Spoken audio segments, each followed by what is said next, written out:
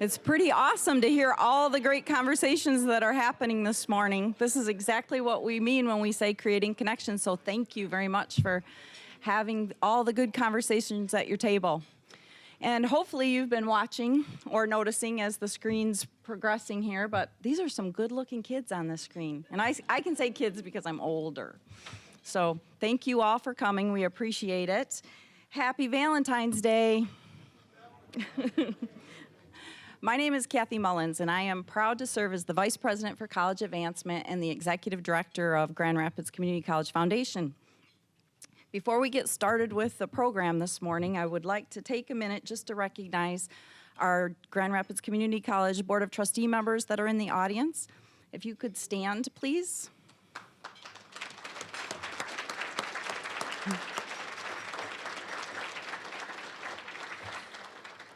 So much of the work that we do in the foundation is a result of the leadership we have on the GRCC Foundation Board of Directors.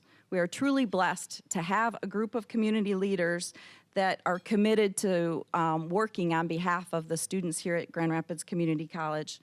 And it's my pleasure to recognize them this morning. So if I could have my GRCC Foundation Board members stand up to be recognized, please.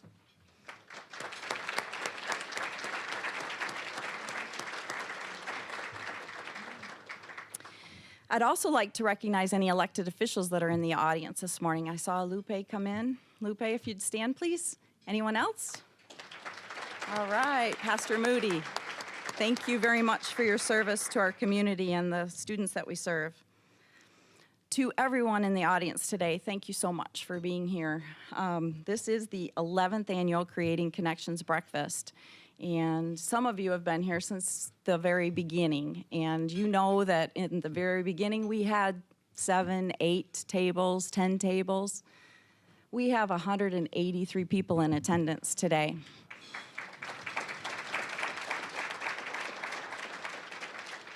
And what that means is this is probably the last year we can do it here. So my challenge to you is talk to people and maybe we can fill the field house next year. I'd like to recognize and thank the GRCC music students that were up here this morning, many of whom are also scholarship recipients. They did an amazing job, and I'd like to introduce them. Our string quartet, Dane Addington, Claudia Record, Emma Benowitz, Mitchell Evie Inc. I apologize if I pronounced that a little wrong. And these students are coached by GRCC music professor Eric Tanner.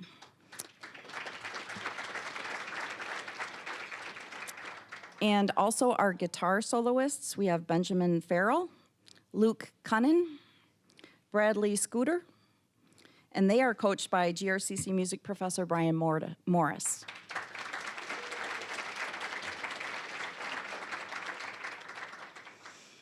And how about a big round of applause for our catering staff and students who worked this morning. Luba's in the back. Luba. See, she loves us so much, she got up really early to make this breakfast for us, so we're very thankful for her. So as I said earlier, 183 individuals here this morning. So think about this. How many people in this community are able to say they had breakfast with 183 of their closest Valentines this morning? Just you all. So make sure you spread the word. Speaking of Valentines, you'll note that on your table you have a yummy Valentine cookie. This cookie was prepared by an alum of GRCC. Her name is Donna Owen. Donna owns Decadent Desserts and loves that we are able to feature her business this morning as part of today's event. So if you have any baking or dessert needs, think about Decadent Desserts and support a GRCC alum. We'd appreciate that. So this morning we're here to bring our donors and our scholarship recipients together so that you can make a connection and hopefully have a relationship that will last for a really long time. Because truly our donors are committed in the lives of our students. I mean, you think about what it is you've received with your scholarship and how it's helped you get through your academic year this year, and that really is love. A complete stranger is helping and investing in your future. So I would encourage you to maintain those relationships and just keep in touch. Just as easy as sending a quick email note or a thank you note is an awesome way to stay in touch. And donors, I know that you enjoy hearing from our students. So thank you both for that. As you interact and you listen to our student speakers this morning, what you're going to find, and those of you that have attended this breakfast before, you already know, but you're going to hear from some amazing human beings this morning. And these human beings have some resilience and tenacity that are awe-inspiring. So we look forward to hearing that this morning. Together as donors and our faculty and staff here at GRCC, we are making West Michigan a better place to work and live by investing in these students, because we know that these students are going to be our future, our community leaders of the future, and that is an awesome investment. Now for some logistics before we jump into this program. We understand that some of the students need to get to class. We absolutely want you to get to class, so do not use this as your excuse not to go to class.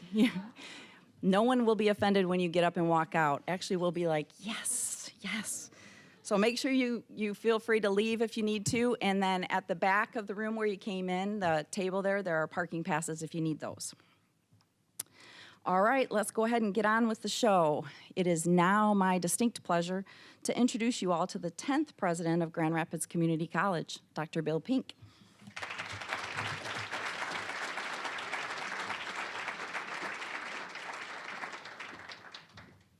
Thank you, Kathy. Good morning.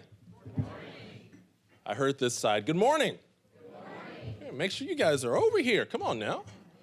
Since we had to get up and get going and we got to have a good meal together, it's exciting to see everyone here this morning. It's awesome to hear Kathy talk about how many people we have in attendance. That's an awesome testament not only to the occasion we're here for, but I think also a really good testament to our GRCC Foundation and the good work that Dr. Mullins and her staff interact with every day to not only raise funds so that more students can come to Grand Rapids Community College, but also just the good work that they do for this institution and this community. Would you please give a hand to Dr. Mullins and her staff at the GRCC Foundation?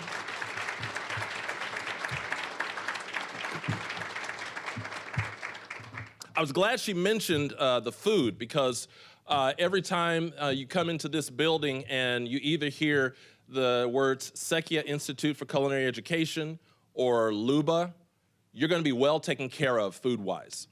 I love that food line today as I walk down and I'm seeing stuffed French toast, and I'm seeing bacon, and I'm seeing sausage, and I'm seeing bacon.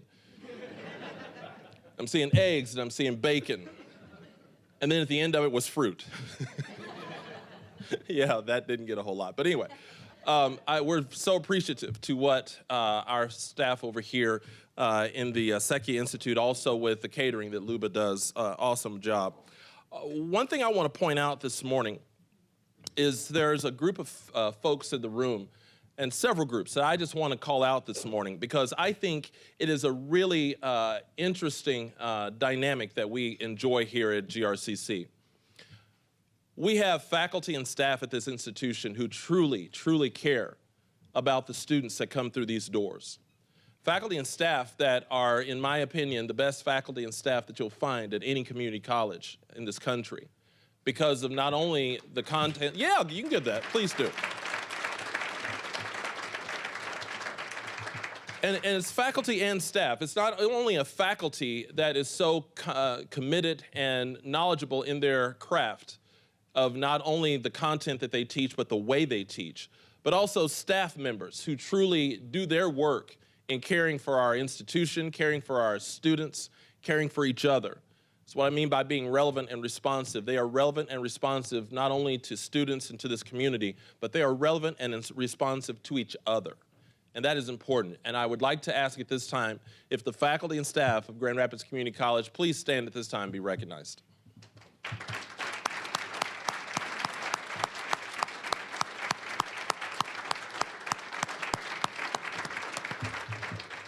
I think it's awesome when a faculty and staff not only are involved in being here to be with students in this occasion, but in many cases, as you see, are folks who have donated money themselves to help you be able to finish your education here. And that's an awesome testament to this college and to the faculty and staff. Also, I want to also call out today that in the room, you also have retirees, those who have been a part of GRCC at one point in their career, and sometimes that one point was for like 20, 30, 40 years. But these are folks who also have given their funds and given their time to making sure and trying to instill all they can from their standpoint in the instruction of this institution and helping students like you be able to have the finances to not only start school, but to finish school here at GRCC. I'm gonna ask that those retirees who are in the room, those who've worked at this institution at one time, who are now donors to this institution in so many different ways, please stand and be recognized.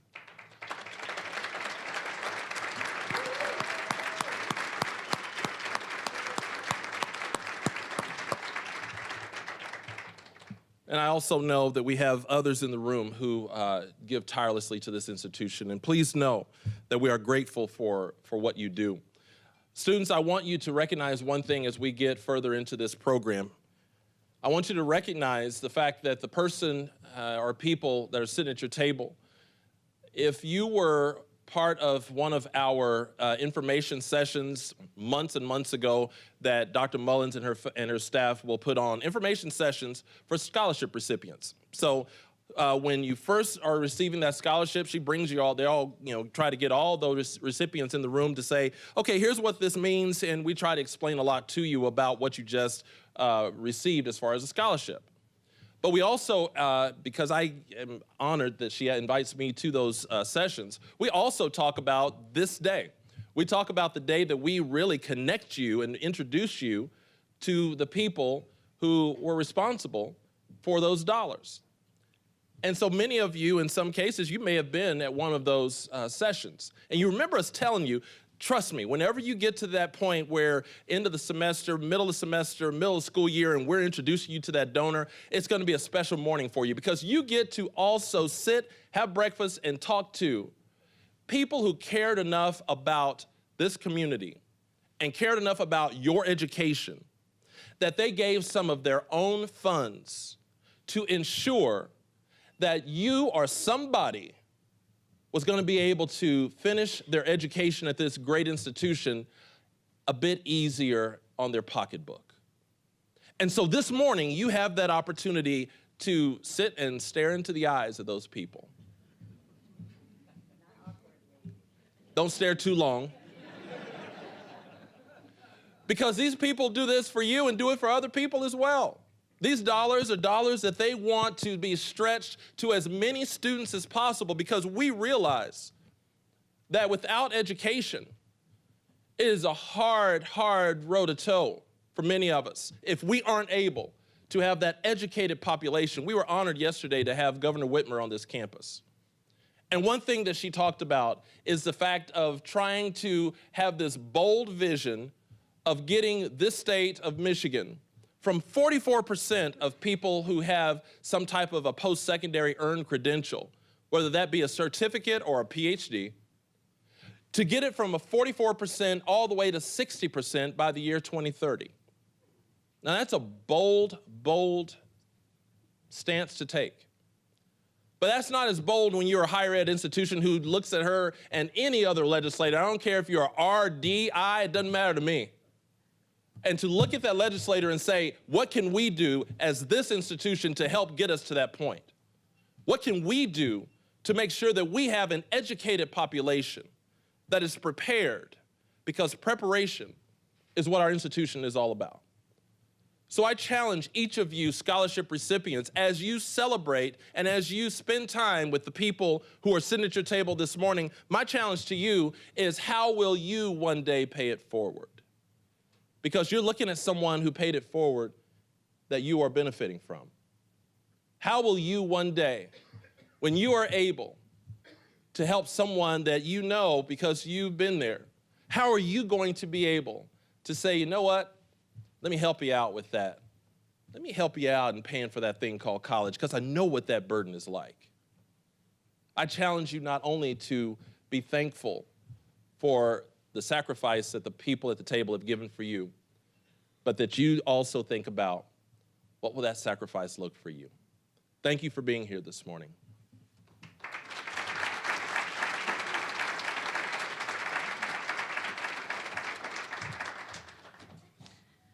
Thank you, Dr. Pink. It's always a pleasure to hear from him. He really motivates you. There is one person that I need to thank that I missed. 183 people. This is a lady who has done this breakfast for a long time now, and she always does a phenomenal job. I know you know who I'm talking about, but I want everyone to say, Mary, if you'd stand up. Mary Reed, thank you so much for everything you do.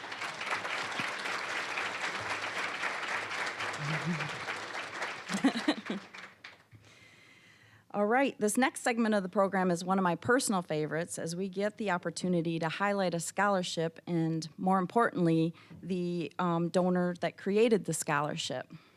Today, I am honored to introduce you to a retiree of the GRCC family, Mr. Till Peters.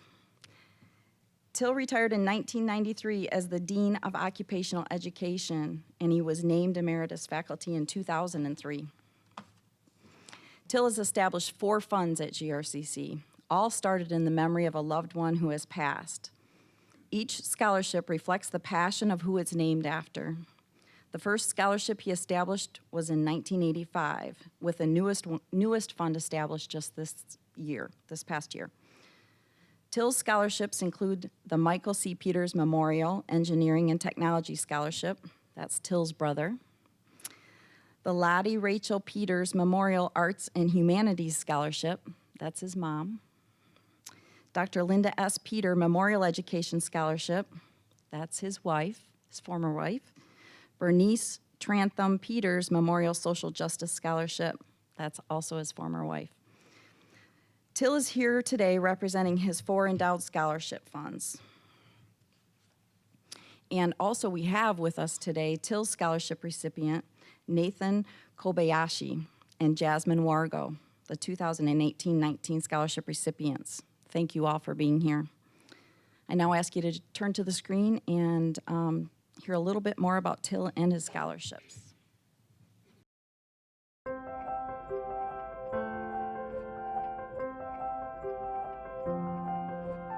Historically, the role of occupational education has been to educate people to go to work, typically after 2 years of post-secondary education.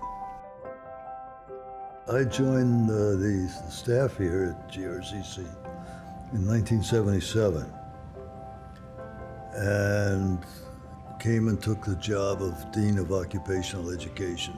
So to this day, I try to keep that connection alive a little bit at least.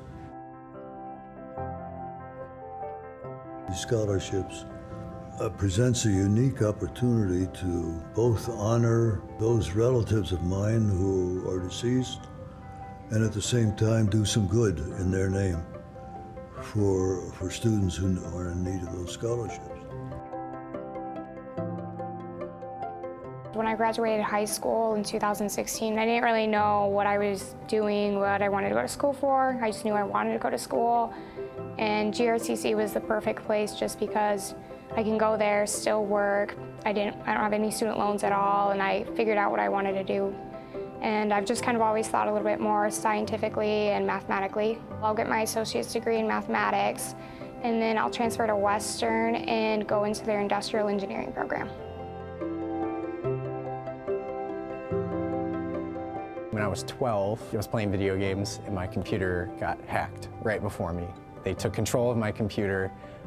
They started typing and they hacked my account, and they took that and they ransomed it for money in the game. And at this time I was 12. I had no money. I couldn't afford to pay it. The next day I was like, I don't want that to happen to me ever again. I don't want that to happen to anybody else. I want to know about computers. I want to know about software. I want to know about security. And I want to know how I can fix that and take that forth with me and help other people to prevent them from being in my shoes. I took a lot of advanced placement courses in high school so that I could start at GRCC with 30 credits And then I would only have to spend 2 instead of 3 years at GRCC and then 1 at Davenport to get my degree. I think the attitude here has always been one of doing the best that we can for the students that we have. And I don't think there's a person on this campus that doesn't feel that way. Every professor I've ever had has been super friendly and super willing to help me. I definitely take advantage of their office hours. My professors have been absolutely amazing. Every question that I can think of, and they have all had real-world experience. What you're learning, they can supplement with their own experience, which has been unparalleled for learning and understanding how things are in the actual world. The scholarship helped a ton. That had a huge dent in just overall what I had to pay out of pocket when you consider books, testing, parking, commuting every day. It helps tremendously. Honestly, it makes the biggest difference, especially, like, I came from a very small town, and like, the idea of scholarships was kind of known but not very popularized.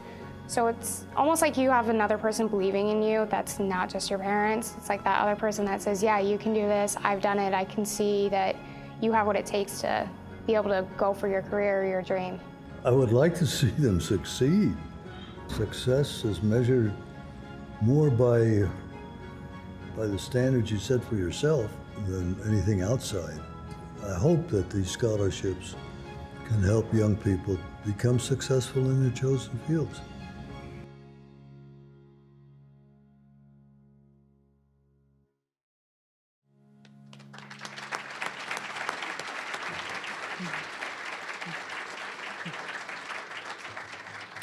Thank you, Till, for all that you do. I love the line in there where he says, we do the best that we can for the students that we serve. And I truly believe everyone in this room is doing the very best that we can for the students that we serve, so thank you all. Now for my other favorite part of the program. It's my distinct pleasure to introduce you to our first scholarship recipient this morning, Mr. Carl Blessing. Carl is the recipient of the Janet Ketchum Scholarship. Here today representing the scholarship fund are Mike and Janine Dolphin, and Jill couldn't be here this morning. She's not feeling well, so thank you both for being here. We appreciate it. Carl, if you want to come on up.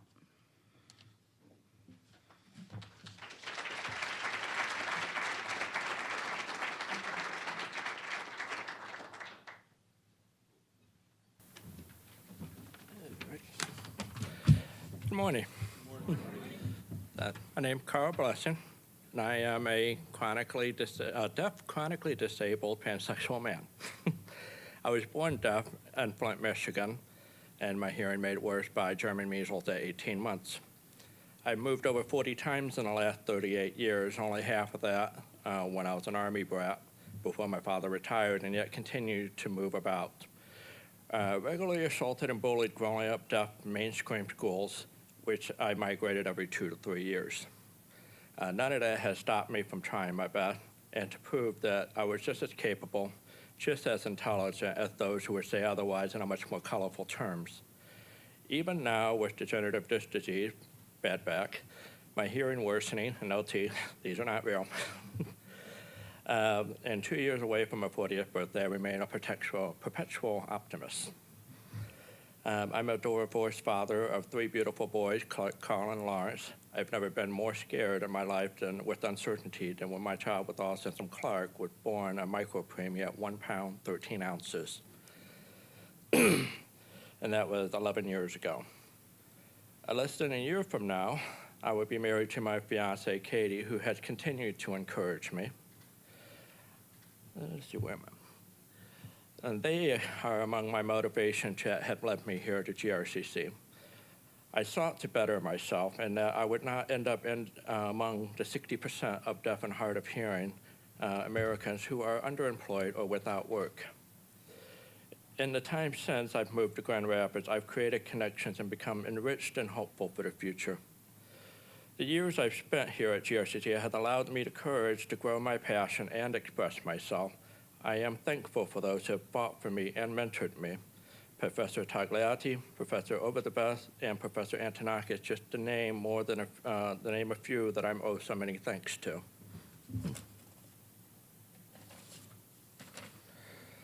Like many students before me, I found college rather expensive, especially relying solely on financial aid as I've been.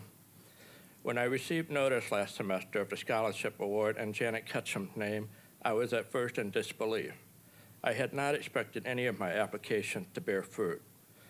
What this scholarship has done for me has granted me one less sleepless night wondering if I would be able to complete my degree before my financial aid had been depleted. It has meant being able to focus on my goals without worrying if I would be able to afford necessary books and material. It meant feeling validated that my efforts did not go unnoticed. Last spring, I accomplished one of my goals towards my passion. I earned an Associate's of Fine Arts with emphasis on photography, my first degree. After this semester, I will only be 2 classes away from acquiring my second associate's degree.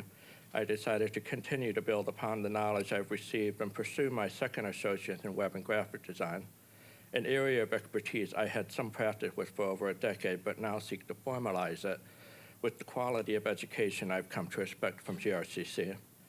I am not certain what my future holds, but I am confident that I will be able to move forward with the skills needed to succeed.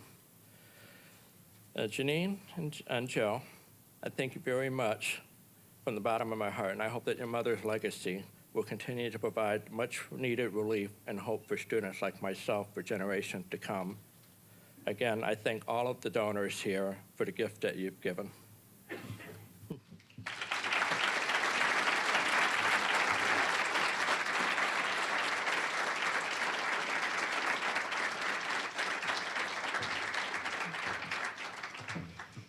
Thank you, Carl. Pretty awesome, 2 associate's degrees. See, that's the other cool thing. Students just like to hang out here. They don't want to leave. It is now my honor to introduce our next scholarship recipient speaker, Miss Dominique Richards. Dominique is the recipient of the English Department Scholarship here today representing the scholarship fund is Professor Andrew Lusky. Grand Rapids Community College is blessed with so many amazing faculty members, and we are honored to have Andrew here with us this morning. Dominique.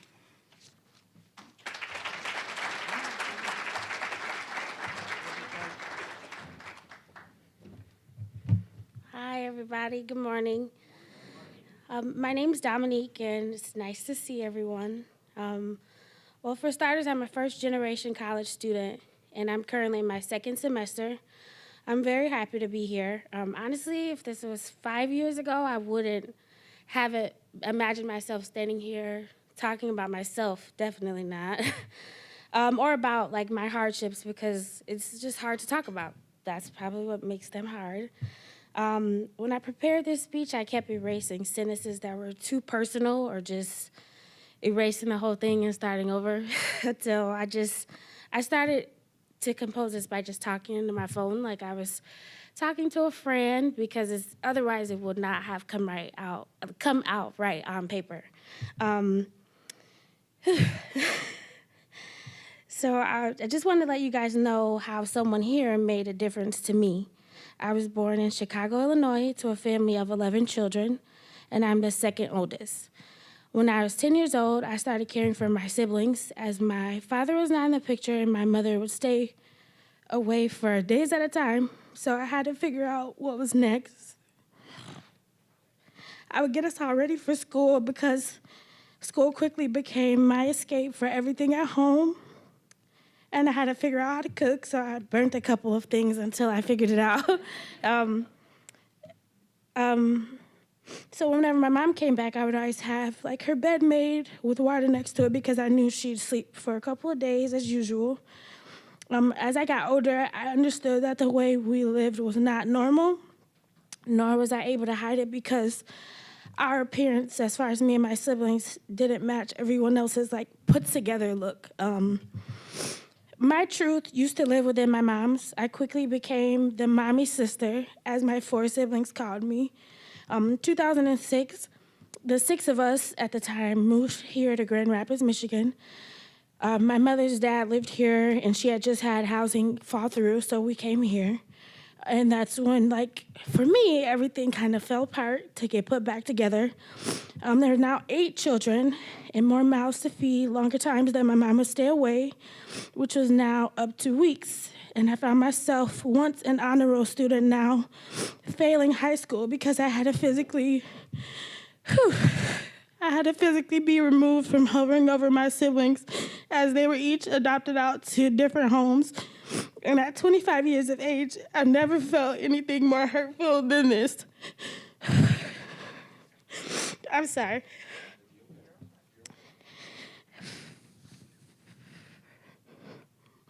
They were my absolute world, and sorry.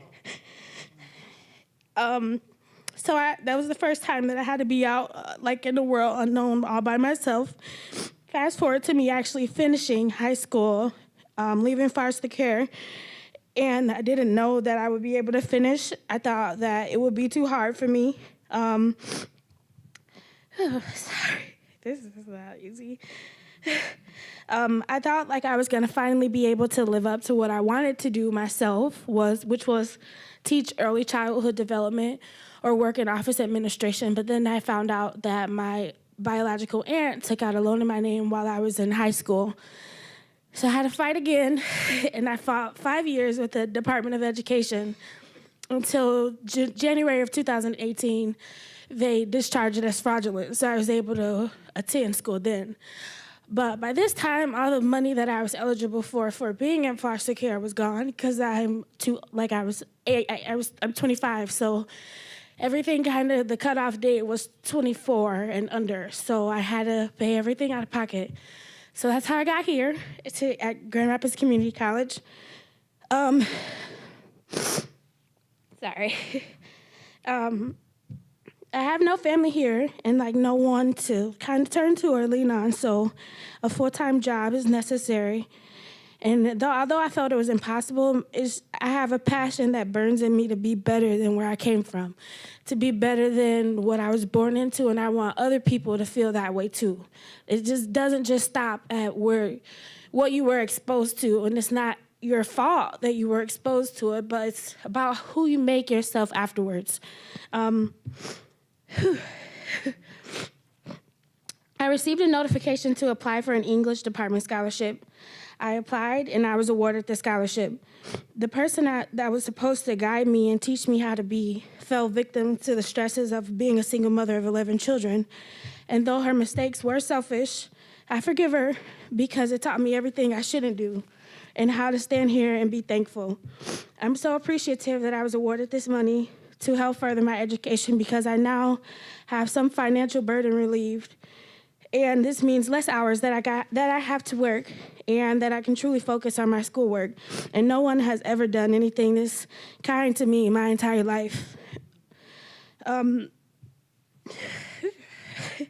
just wanted to come here today and thank you all for making a difference in a stranger's life because every day I get asked how I get through everything, how I keep going. And now, I know the answers in my heart and all of yours. People just like every one of you are the reasons I push myself and keep going. I know that someone somewhere that I help in the future, even if it's just one person, will thank me, and simply that's the gift within itself. I'm truly grateful, and I know that I can speak on behalf of all recipients here this morning when I say that so many of the words that we choose to express our gratitude seem very feeble. So on behalf of the other recipients and myself, I'd like to thank you all and leave you with a quote from Melody Beadle. Gratitude unlocks the fullness of life. It turns what we have into enough and more. It turns denial into acceptance, chaos into order, confusion into clarity, and it can turn a meal into a feast, a house into a home, and a stranger into a friend. Thank you.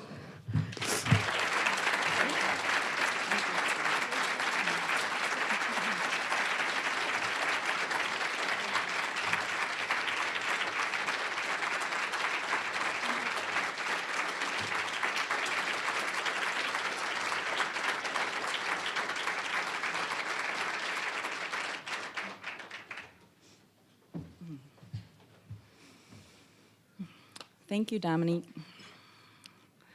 Wow, it's been a pretty amazing morning.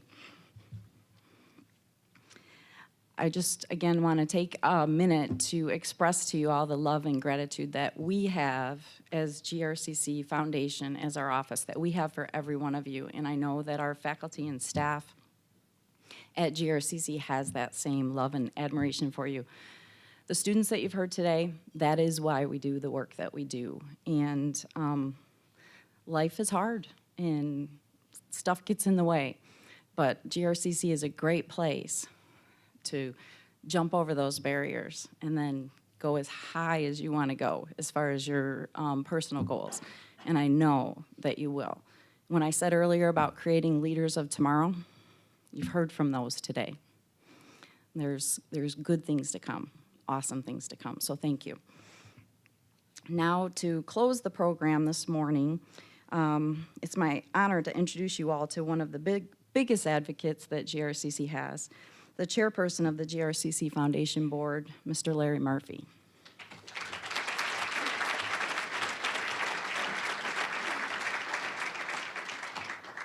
Well, good morning, everybody. If I wore my mascara this morning, it would be running right now. But on behalf of the foundation, there's nothing I can say that follows up what you've heard today. Donors, there is no better return on an investment than what you've heard this morning. That is, it's real, it's people, it's the perseverance towards success that you are supporting. Your donations make the difference between success and failure for these recipients. Students, keep making us donors proud. We do what we do for you because of what we've heard this morning and how you support it. This is a unique and very special community that you are a part of. And let's keep it that way by continuing this process. As Dr. Pink said, let's pay it forward in all different respects that you can do. So on behalf of the foundation, continue to support the students. Students, continue to do what you do to make us proud of the organization, proud of you. And let's go out and have a wonderful Valentine's Day. Thank you very much.